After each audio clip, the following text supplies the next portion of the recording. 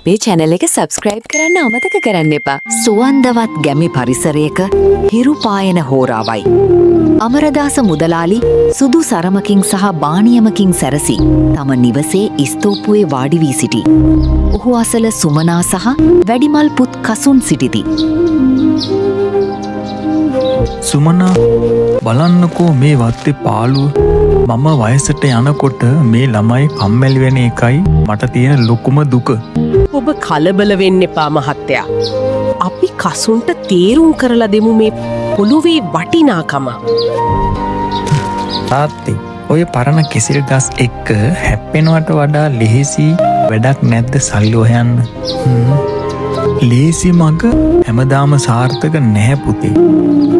ඔබලා දන්නේ නැහැ අපේ මුතුන් මිත්තෝ මේ පසට කළ ගෞරවය. මට නම් හිතෙන්නේ අපි කාලේ නාස්ති කරනවා කියලා. එහෙම කියන්න එපා පුතේ. තාත්තා කියන දේ අහන්න. අමරදාස තම පුතුන් දෙදෙනා කසුන් සහ සිරිමල් සහ සුමනා අසලට කැඳවා ඉතා රහසිගත හඬකින් කතා කරයි. ඔහුගේ දෑස්වල අද්භූත බැරෑරුම් බවක් ඇත. මට දැන් වයසයි. ඒ නිසා මම මේ රහස කියනවා. අපේ මුත්තා මේ කෙසෙල් වත්තේ කොහේ හරි ලොකු නිදානයක් හැංගුවා. මොකක්ද? නිදානයක්?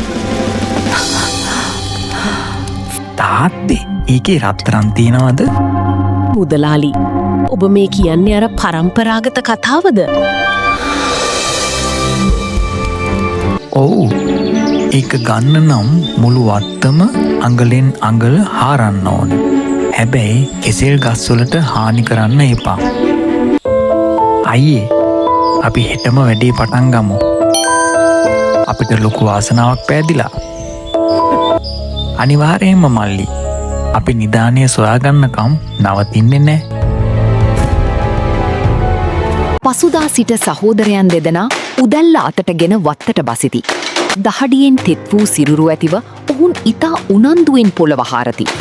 අමරදාස පැත්තකට වී ඔවුන් දෙස බලා සිටි. අපේ මේ පස හරිම හයියයිනේ අයියේ. ඒත් රත්තරන් මතක් වෙද්දී මාන්සියක් දැනෙන්නේ නැහැ. ඔව් මල්ලි. අපි මේ පඳුර යටත් අඩි 2ක් විතර හාරමු. තාත්තා කිව්වේ හැම පඳුරක්ම යට බලන්න කියලා. හොඳට පස් බුරුල් කරන්න පුතේ. නිදානය තියෙන්නේ ගැඹුරට වෙන්න ඇති. මට හරි පිපාසයි අයියේ. ඒත් මම අද මේ කොටස ඉවර කරනවා. කම්මැලිකම ගෙන් අයින් වෙනකොට තමයි වාසනාව මතුවෙන්නේ. අපි කොහොම හරි ඒක හොයාගන්නවා තාත්තේ. දහවල් හිරු රශ්මිය මැද සුමනා රෙද්ද සහ හැට්ටයකින් සැරසි දරුවන්ට බොන්නට තැඹිලි රැගෙනෙයි. ඇගේ මුහුණේ ඇත්තේ සැබෑ මව් සෙනෙහසකි. බොන්න පුතේ මේ තැඹිලි වතුර ටික. දහඩිය දාලා හරිම මහන්සි නේද මගේ දරුවන්ට? බොහොම පින් අම්මේ. නිදානේ හමු වුණාම මම අම්මට ලොකු රත්තරන් මාලයක් අරන් දෙනවා. අම්මේ, මේ වැඩේ නිසා මගේ අත් දෙකත් කරකට ඇවිල්ලා. ඒත් හිතට හරි සතුටුයි. රත්තරන් වලට වඩා මට වටින්නේ මගේ දරුවෝ මෙහෙම මහන්සි වෙලා වැඩ කරන එකයි. අම්මා බලන්නකෝ. අපි වත්තෙන් භාගයක්ම හාරලා ඉවරයි. අනිත් භාගය හෙට ඉවර කරනවා.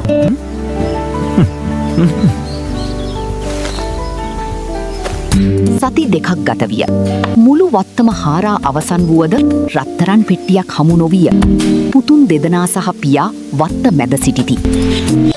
තාත්තේ, අපි වත්තම හැරුවා. ඒත් කිසිම දෙයක් හමුුනේ නැහැනේ. ඔබ අපිට බොරුවක්ද කිව්වේ? බොරුවක් නෙවෙයි පුතේ. පොළොව හොඳට පදම් වුණාම තමයි නිදානය මතුවෙන්නේ.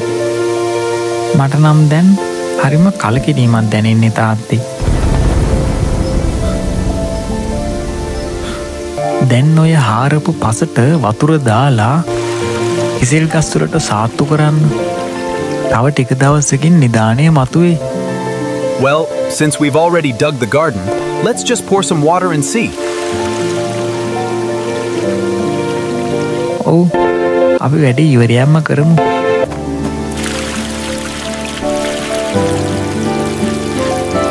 අහස කළු කරමින් මහා වැස්සක් ඇදහැලෙයි.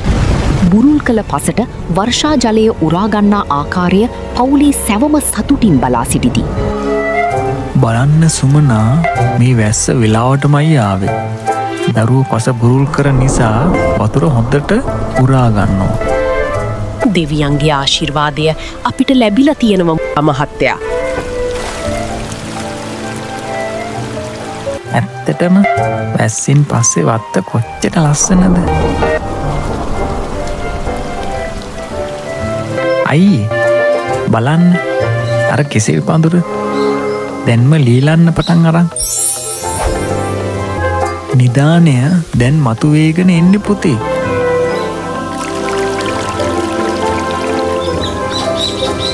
Ali, ඉවසීමෙන් බලායිමු දරුවනි. මාස කිහිපයකට පසු මුළු වත්තම නිල් පැහැගැන්වී ඇත.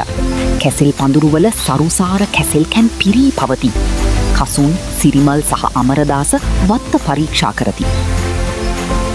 අයියේ බලන්නකො මේ කෙසෙල් කැන්න ලස්සන. මේ වගේ සරු අස්වැන්නක් මම මීට කලින් දැකලා නැහැ. ඇත්ත අයියේ අපි නිදානය සොයන්න ගිහින් නොදොනොයත්වම වත්ත සරු කරලා. දැක්ක නේද? නිදානය තියෙන්නේ කොහෙද කියලා දැන් තේරෙනවද? තවම රත්තරන් හමුුනේ නෑනේ තාත්තේ. මේ අස්වැන්න කපලා පොළට ගෙනියමු. එතකොට රත්තරන් ලැබෙයි. අපි හෙටම අස්වැන්න කපමු.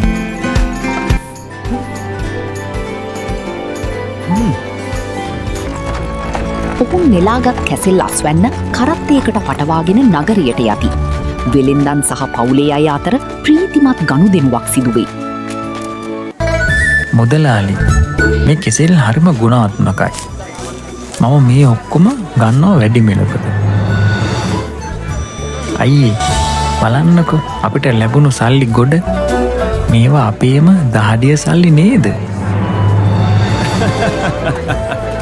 ඔව් මල්ලි මට හරිම ආඩම්බරයි අපේ වත්ත ගැන. මෙන්න ඔබලාගේ මුදල්. මේ වගේ හොඳ අස්වැන්නක් හැමදාම ගේන්න. අනිවාර්යෙන්ම අපි වත්ත තවත් දියුණු කරනවා. අපිට දැන් සැබෑ නිදානය හම්බ වෙලා ඉවරයි. නිවසේ ආලින්දයේ සියල්ලෝම වාඩි වී සිටිති. කසුන් සහ සිරිමල් තමන් ඉපයූ මුදල් තාත්තාගේ අතට දෙන්නට උත්සාහ කරති. තාත්තේ ඔබ කිව්වේ ඇත්ත.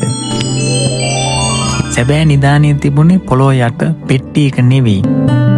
ඔව් පුතේ. උඹලා වීරෙන් හාරපු මේ පස ඇතුලේ නිදානය තිබුණේ. අද මගේ හිතට ලොකු සැනසීමක්. පීස්. මගේ දරුවෝ දැන් නියම මිනිස්සු වෙලා. කම්මැලිකම තමයි අපේ විනාශය කියලා අපි දැන් දන්නවා තාත්තේ. ඔය මුදල් උඹලම තියාගනිල්ල. මහන්සියේ අගය කවදාවත් අමතක කරන්න එපා. අපි මේ සල්ලි වලින් අපේ ගමට සේවයක් කරන්න ඕනේ. හිරු බැස යන සුන්දර සැඳෑවක පවුලේ සැවම සතුටින් සිනාසෙමින් සිටිති. අනාගතය පිළිබඳ සුභවාදී බලාපොරොත්තු ඔවුන්ගේ මුහුණුවල ඇත. අපේ පවුලේ එකමුතුකම තමයි අපේ ලොකුම සම්පත. අපි හැමදාම මෙහෙම ආදරෙන් එකමුතුව ඉමු. රටට වැඩදායක මිනිස්සු වෙන්න. තාත්තේ අපි මේ කෙසෙල්වත්ත තවත් දියුණු කරලා ගොඩක් අයට රස්සා දෙමු. ඔව් අපි අපේ රටේ කුෂිකර්මාන්තයට ලොකු ශක්තියක් වෙමු.